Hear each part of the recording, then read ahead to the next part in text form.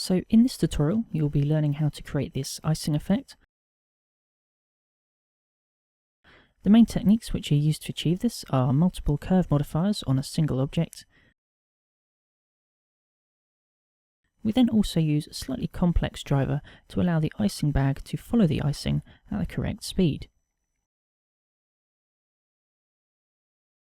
So the first thing I'd like to do is just explain that this tutorial really will just focus on the core technique that creates this effect. And so I would normally include things about the render settings and the materials. That's generally only because it makes a difference to the final effect. But with this effect, the only thing that really affects it is the main technique. The materials don't affect it, nor do any of the render settings. So I am just going to be focusing on the core method of how to create the icing coming out of the icing bag. I'd also like to say that this tutorial probably is going to be a bit harder than some of the others. Now the first thing you've got to do when you're starting this effect is decide on what design you want the icing to form. So I'm just going to go into top view and bring in an image. So I'm going to press N to open the properties panel, and I'm going to add a background image, and I'm going to open one, and the image I'm going to use is this render I did. And so I'm just going to put it up to 7. So now I've got a shape that I can make the icing into. And the first thing I'm going to do is create a few curves to start that process. Now one thing I will say is that with this technique, there's quite a lot of work for every single curve you do. So it's not like once we've figured out the technique for one curve, so for one part of icing, we can then just copy it for lots of other parts. So what you may want to do is when you're thinking about your design is try and make it out of as few curves as possible. So that's just something you want to bear in mind. So the first thing I'm going to do is press Shift A and add a curve, a Bezier curve. And I'm just going to start rotating these points into this shape. And so you've got to decide how to split up your design. So I'm choosing this curve here to be the first one. And so I'm just going to rotate until we're roughly matching this line here. So that's going to be good enough. And you'll notice that we've got these arrows on our curve, and that shows the direction of something we're going to do later, which is use the follow path constraint. And so this will determine which way your icing will come out of the icing bag. So if you want your icing going the other way, you select all the points with A, and then press W, and you can choose switch direction. You can see the arrows are now pointing the other way. Now I don't actually want that, so I'm going to undo it. And so I'm then going to duplicate this and use it as the basis of our second curve. Now I'm only talking about 2 curves at the minute, and that's because I'm not going to spend the time to show you how to do every single curve, because as I said, it's a lot of repetition of the techniques. So I am just going to focus on this curve up here, and then we will be also using this curve a bit later on. So again, I'm just going to try and make this fit the outline of my text, and then I'm just going to press E to extrude another point and scale them down. So again, we've got a rough curve that's fitting the outline of our design. So the next thing we need to do is add our first piece of icing. So the first thing I want to do is, this origin has been moved slightly because I moved some of the points in edit mode. So I'm going to select this handle and press Shift S, cursor selected, tab out of edit mode, and opening the toolbar, I'm going to choose origin, and I want to put the origin at the 3D cursor. So you can see that's moved now. And I'm then going to duplicate this curve with Shift D, tab into edit mode, and I want to flatten this out. So I'm then going to select everything and then S, Y, 0, and so you can see that line has now flattened out, and I'm just going to move it up so it's roughly in line with this origin.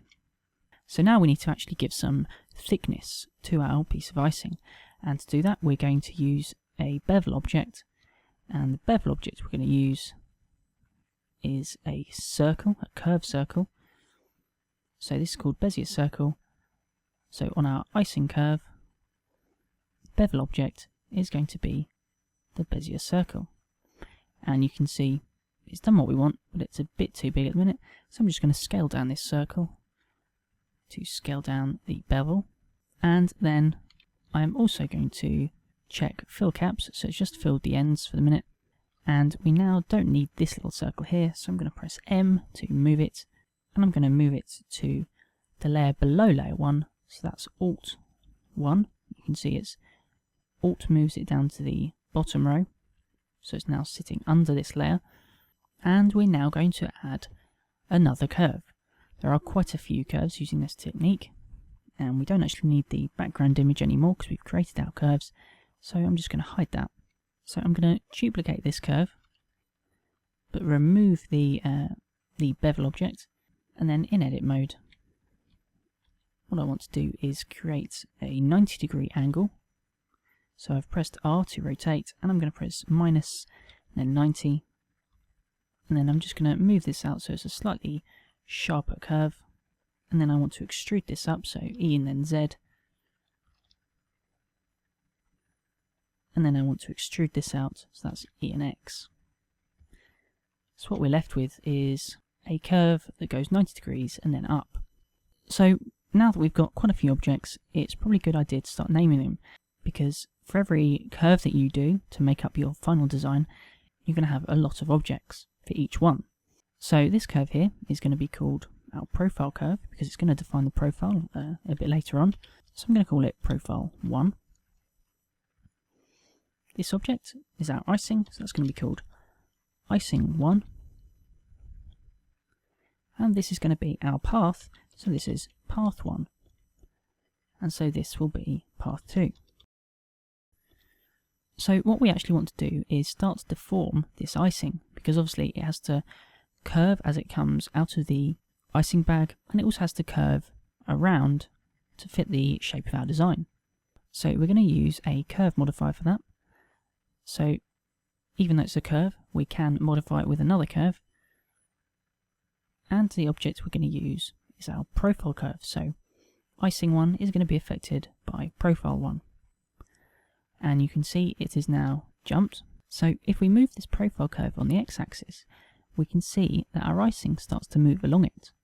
But it's not quite moving in the right way. It doesn't look like it's being laid down as if it's coming out of the bag, because it's kind of moving in the wrong direction. So if I go into edit mode on this profile curve, you can see the direction the arrows are pointing at this way. We're going to select everything and press W, switch direction. And you can see that our icing has now moved. And so now, if we move this profile curve along the x-axis, it kind of looks like the icing is being laid down. And so you can imagine that the bag is up here, and as it's moving along, it's laying down the icing. So that's kind of one of the curves sorted out. But it's not currently moving around our design. So for this, we're going to use a second curve modifier. So this curve modifier is going to be for path 1. We've got icing 1, profile 1, and our second curve object is going to be path 1. So again, the icing has now moved, and we're going to continue to test it by moving this profile curve. So if we move this profile on the x-axis, we can again see that our icing is reacting to it, but it's still not going around this. So we're now going to move this on the x-axis, and if we turn these off for a minute, you can see that the object is still actually on the x-axis, and it's only the points of the curve which are not. So you've got to imagine that it's still actually pointing along the x-axis. So if I just move this profile curve so it's flat again, and then move this on the x-axis, we can see it moving round, and then it goes up. And if we move again the profile curve on the x-axis, you can see the curve being laid out, both along this curve and along this curve. But I actually got it wrong earlier. I don't want it going this way. I do want it going the other way. So again, very easily select everything, press W, and switch direction. And moving this, it's now moving the way I want. But one thing I can see is that this icing is actually too long. So I'm going to tab into edit mode, and I'm going to turn these modifiers on in edit mode so I can actually see their effect. And let's see if we can get the right end. No, it's going to be the other handle. I'll zoom out a bit so we can see it. If I move the handle on the x-axis, we can shrink the length of it so it matches the end. So if I continue to move it, we can get it perfect. And so again, we're only ever going to be moving this curve really. As we move it back, you can imagine it coming out of the bag and around our design. And that's really a core part of how the effect works. I mean, you can see that's actually most of the effect done. But there are some other important and more difficult parts to come. Now, one thing you might want to do, just so you can understand this a bit better, is add another curve modifier to this profile curve. And that's just so we can see that this curve is actually curving round this curve as well. So I'm going to add a curve modifier, and the object is going to be our path 1. And so if we now continue to move it along the x-axis, even though it's been kind of curved out of its shape, it's still in this position, even though it doesn't look like it, we can really understand what's going on. So this icing is both travelling along this curve and being deformed by this curve. So as it travels down, it will also travel around. But now that we've curved this path object, it's not so obvious that we're going to be always moving it on the x-axis. So I'm actually going to add another object, and this is going to be the controller object that we actually eventually animate. So I'm going to press Shift S and cursor to center, so it's gone back to the center of the scene. I'm going to go top view with 7, Shift A, and add a cube. I'm going to scale it down, and I want to move it out of the way of our design. So if you imagine our design is going to take up this area, I'm just going to move it to below, and this is where all of our controllers are going to sit. Then I'm going to parent the profile curve to our controller. But before I parent it, I'm just going to move it back into position to the point before the icing has come down. So about there, I'm going to shift select our controller. This is going to be our controller object. Press Ctrl P. We're going to object and keep the transform. So now if we move this controller object on the x-axis, we're seeing the effect. And I'm just going to name this cube as controller 1, because again, each curve is going to have its own set of controls, so it can get a bit confusing when you have so many objects. The next thing I want to do is limit where this cube can move to make it a bit easier to control. So I'm just going to get rid of our x-axis movement, and we're going to add a constraint called limit location. This is the x controls, the y controls, and the z controls, so we don't want it moving at all on the z, so we've set both the minimum and the maximum to 0, so it can't move anywhere up and down. I don't want it to move on the y-axis either, I want it to stay in this position. So I'm going to tick both of these, and you can see it's jumped back to the center, which isn't what we want it to stay at the position it is. So I'm just going to Control C over this minus 3.64 and paste it on to the maximum. And I also want to limit it on the x-axis because I don't want it to be able to move behind this point. So I'm going to enable minimum and maximum, and I'm going to say it can move between 0 and 5. So now if I just press G, and I'm not pressing G and X, so I'm not constraining it to any of the axes, it's just the constraint working, I can move it left to right very easily, and it plays through our icing coming out of the bag and along the curves. And it looks like it could probably move a bit less, so I'm going to change the maximum to 3. And that looks like that's going to be good. So now what I'm going to do is actually animate this. So on frame 1, I'm going to insert a keyframe on this controller cube for location. I'm going to move to frame 50. And I'm going to move it to the point where the icing is all the way down, which is about here. And then press I, location. So if we run through this, we can see it's working. So now that's actually the icing part done, but that's still not the difficult part. The difficult part is getting the bag the icing bag that the icing is going to come out of going round at the same time as the icing. And that may not sound difficult, but I'm going to explain why it is. So I'm going to bring back layer 2, which is where I have my icing bag. So I will go into edit mode and just show you roughly how it's built. It's very simple. It's little more than a cylinder, and I've then pinched in and extruded down some of the edges to create this cloth wrinkled effect. And it's little more than a few cylinders. What I am going to do is scale it down so it matches the size of our icing. So I'm going to go back to where the icing is vertical, and I'm just going to move the bag roughly into position.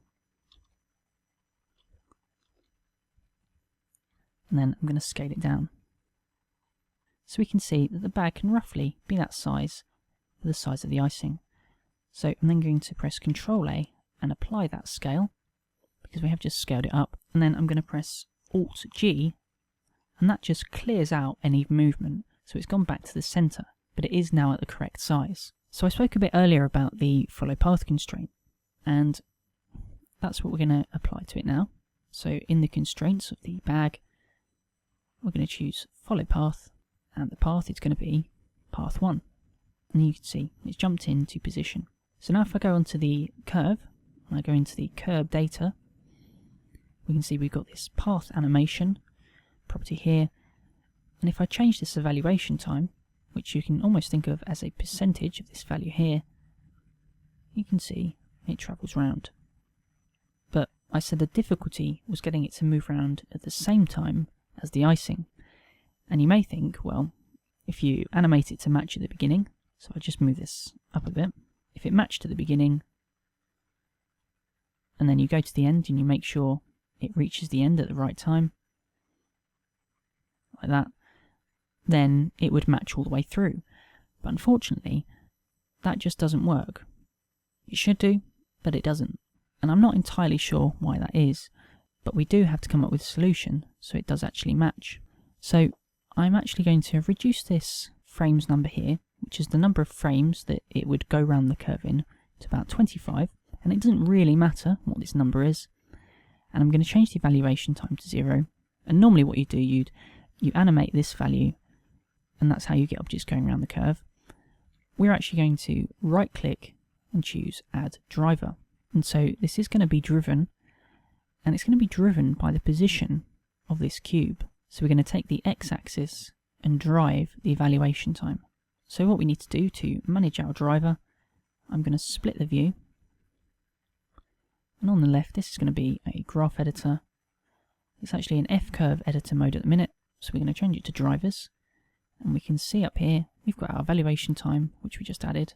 So I'll select that, and opening the side panel we can see our driver properties. Now it may look like a lot of properties here, but it is quite simple. I'm going to remove this modifier here. Blender adds that automatically just in case we need it, which we don't. So I'm going to move that out of the way, and I'm going to collapse it down until all we're looking at is this. Now the driver is set to use a scripted expression, which means it can take in a mathematical expression and use it to drive the value. Now the expression that we're going to use is that we're going to take the x position of this cube, we're then going to take away any initial x position, and that will become a bit clearer later on, and then we're going to multiply it by a certain factor. And I say a certain factor because that's going to be different every time, and there's no real kind of way of predicting what this number is going to be. We're just going to put it in, and then we're going to play around with a few values until what we see is what we want. So that probably sounds quite complex, but the first thing we're going to do is show debug info, and that basically means we can see the values that are being driven, and the value that we want to take, like I said, is the x position of this cube. So under here it says it's looking for a transform channel, which is what we want. So we're going to choose controller 1. You can see it's reading a value of 0.62. So if we select this cube, we can see its x position is 0.062. So it is reading the value. This curve is reading this x position here.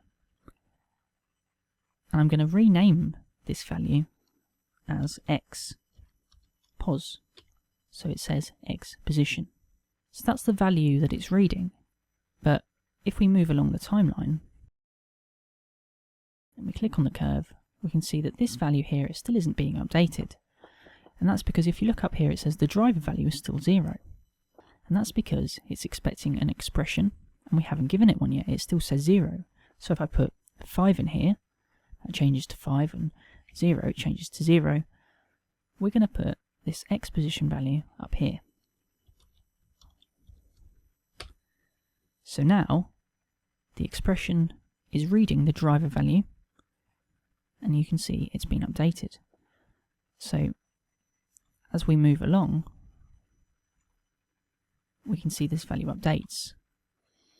But it's not quite updating enough. You know, you can see the bag is moving around a bit, but by the time the icing has got around, the icing bag is not nearly far enough around. It should be at the end as well, and it's only moved a very small distance. So we're going to go to the point where the icing is just above the beginning of the curve, which is about here. But the problem is, and this may be where it gets a bit complicated, is we want our icing to start coming out here. But our cube has already started moving. I mean, that's how the icing has moved, because it's parented to the profile curve. So as we move back and forth, this profile curve is being moved, and so our icing comes down. We want it to start coming down here, but unfortunately our bag has already started moving, because it's already started reading the x value.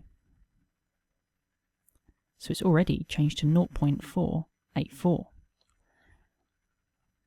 So, but really, it should be still back at its 0 position. So this is where we use our initial x value offset. So at this point, we could probably fix this by fine-tuning our animation and not have to use the offset value. But I found it slightly easier to leave the animation as it is and instead fine-tune the driver to compensate for anything wrong with the animation. I just found it slightly easier to get the animation out of the way and correct it later. So I'm going to take away minus 0.484. And so now it's gone back roughly to 0. So now it doesn't start moving until the icing has got to the beginning. So we've got rid of that initial movement it was making, because it was moving before we wanted it to. And that 484 is the x position that this has at the point we want it to start moving. And we're just taking that away, so we're cancelling out that initial movement. But now, like I said, it's still not moving around at the right speed. It started moving at the right time, because we got rid of that offset at the beginning. But it should be over here, and it's not. So now, I'm going to put this in brackets. We're now going to add in our multiply value. And seeing as it's not moving very far at all, I'm going to put in times by 10. So it's jumped a lot further now, and so if we move along, it's moving further, but it's not quite moving at the right point. Really, at this stage, it should be right above the icing. The icing is meant to be coming out of the bag. So I know I can increase this value to maybe 15. That's got a lot closer. So maybe I'll try 16. And that's right above it. So it looks like our bag is a bit too high. So I'll move it down a bit. And we can see it's now directly over it, which is exactly what we want. So as we move back, our icing bag is now moving at the correct speed. So where does this multiplication value come from? Because I basically just put in a random value. I knew roughly that 10 might work, because it was roughly a tenth of the way round. Well, basically, it's all to do with how our evaluation time works. The evaluation time works by saying, if we've said it's going to complete in 25 frames, then when this evaluation time gets to 25, it will be at the end of the curve. But the value we're using to drive it, which is the x value, is far too small. This x value only ever gets to 2.6, which is a long way off 25. So that's where our multiplication value comes in. we're multiplying our driver value so it's a lot bigger. Now the next thing we want to do is stop the icing from moving at the beginning. And obviously we only want the icing to start coming out here, so there's no reason why it should be moving along at this point. So it's at this frame that it should begin its movement. So I'm going to insert another keyframe on our cube with eye and location. I haven't moved it, I'm just storing this. And then over in the dope sheet, we can see the keyframes. So we've just put in this keyframe, and we're now going to delete this first keyframe. So I'm just going to press delete, and it's gone. So now when I scroll through,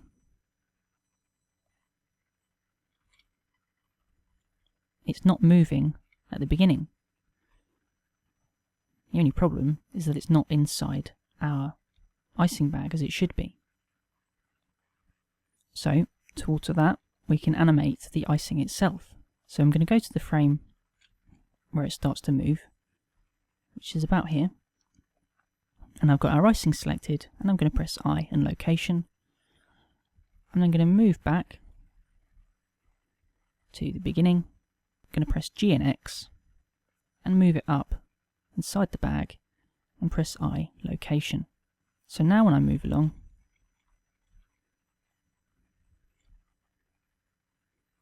we can see it's coming out at a bit of a better time, but there is a bit of a delay. So I'm going to go back to the dope sheet and just move this keyframe here along a bit. So you can see it's getting a lot better now. The icing comes out and then it moves around. So that's the beginning sorted out. We now need to sort out the end, because if we see at this point, the icing has fully come out of the bag, and yet it hasn't fully curved around our design yet, and yet it still follows it. And that doesn't really make sense, because obviously you'd expect it, if it had come out of the bag, it's just going to fall down. There's no reason why it would continue to follow our design. So we need to make sure it stays in our bag a bit longer. So to do that, we're going to add another controller object. So I'm going to go into edit mode on our icing, and I'm going to find out which handle is which end of the curve. So I'll select it, move it on the X, and I can see that it's this handle which determines whether the icing is in the bag or not. So with it selected, I'm going to press Ctrl H and say hook to new object. And a hook is basically a way to parent a vertex or a curve point to another object. So if we move this empty when we're in object mode, it will move the handle of the curve. So that may seem a bit confusing. So if I just turn off the curve modifiers, we can see that if I move this empty on the x-axis, the handle follows it wherever it goes.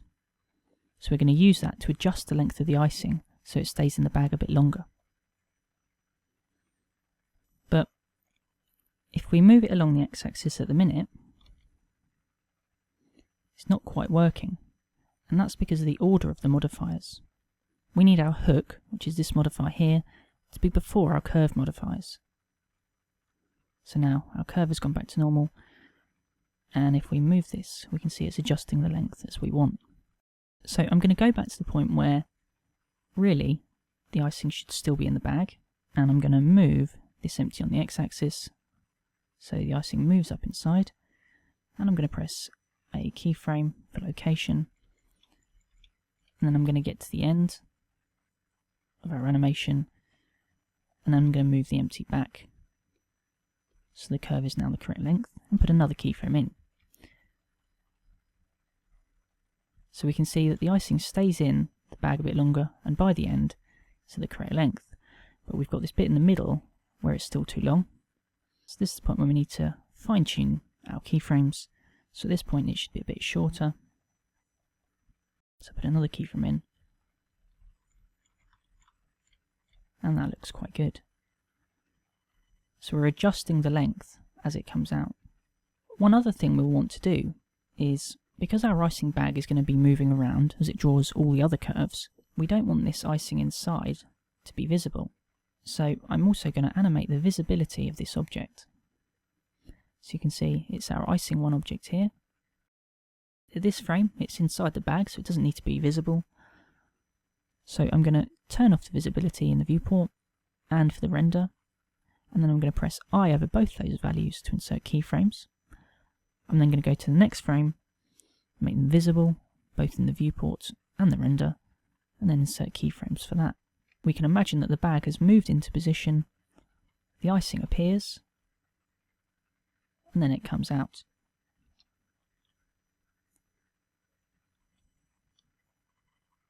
So that is actually the technique done now, and there are a few things we can change about our icing.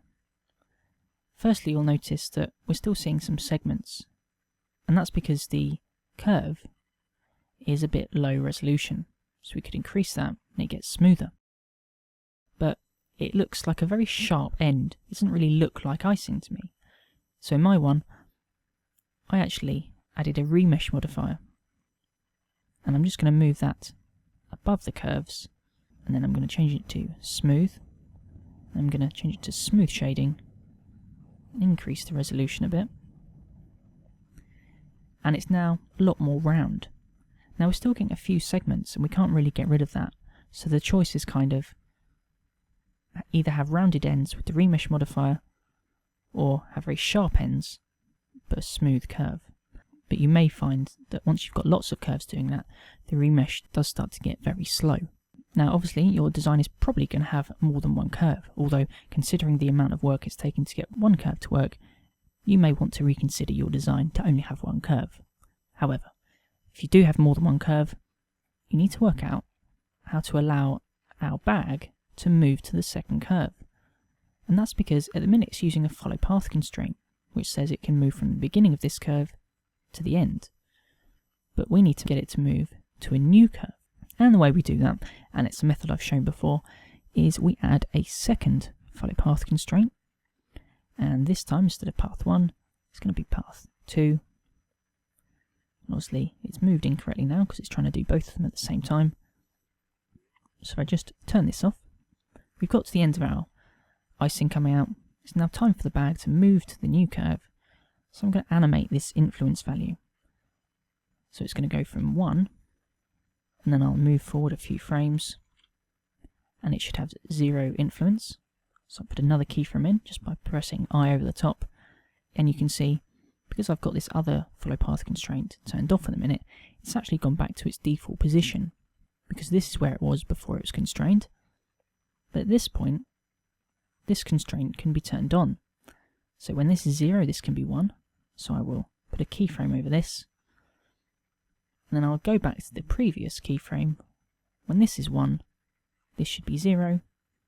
So I'll keyframe that. So our icing comes out, this constraint starts to turn off, and this one starts to turn on. And you can see our object moves to the next curve, and we could then adjust this evaluation time, and it moves around the new curve. But obviously, you'd have to set up the driver again. And so what you would do is take all your objects, including the controller and the hook. You would then press Shift-D, rename all your objects. So remember, we name them very carefully, so they're all Path 1, Profile 1, Controller 1, and we may have missed this one, so this can be Hook 1. You would duplicate them all, and you would update the constraints and the modifiers to, instead of using 1, they would be using 2 once you duplicated everything. So you would then have to redo the animation we did for the icing so it can move back up inside, redo the animation for the visibility. You would then have to animate the hook again to adjust for the length so it stays inside the bag longer, and then you would also have to do the driver again. But actually, once you've done a few, this driver gets a lot simpler to understand, and really it becomes a case of doing a quick offset so it's at least lined up with the icing, and then just playing around with the multiplication value until it lines up. Anyway, I know that's probably pretty complex, but that's why I decided just to focus the entire tutorial on getting this done rather than all the other materials and objects, because really all the materials were just a mix of glossy and diffuse nodes, And I kind of understand that it's unlikely that people are going to want to actually replicate icing, but hopefully some of the techniques you've learned may be applicable to something you want to do. Anyway, I hope you have enjoyed the tutorial. I hope you've learned something that you can maybe use yourself. So I hope to see you in the next tutorial. Goodbye.